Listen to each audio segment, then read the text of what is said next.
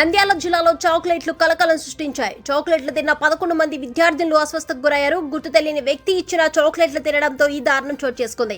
సంఘటనకు సంబంధించి పోలీసులు తెలిపిన పూర్తి వివరాల్లోకి వెళ్తే, నందికొట్టూరుకు చెందిన ఒక బాలిక ప్రభుత్వ బాలికల ఉన్నత పాఠశాలలో 7వ తరగతి చదువుతుంది. బాలిక స్కూలుకు వస్తున్న సమయంలో గుర్తు తెలియని వ్యక్తి బాలికకు చాక్లెట్ ప్యాకెట్ ఇచ్చాడు.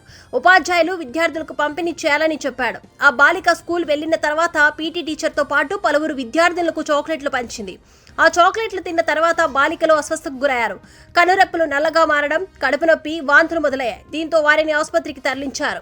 ఆసుపత్రిలో చికిత్స అనంతరం బాలికలు కోలుకున్నారు. ఈ సంఘటన ఆలస్యంగా వెలుగులోకి వచ్చింది. ఇక కేసు నమోదు చేసుకున్న పోలీసులు దర్యాప్తు చేస్తున్నారు.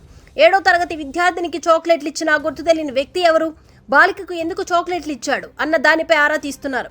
ఇక ఆలస్యంగా వెలుగులోకి వచ్చిన ఈ సంఘటనతో స్థానికంగా తీవ్ర కలకలం చెలరేగింది.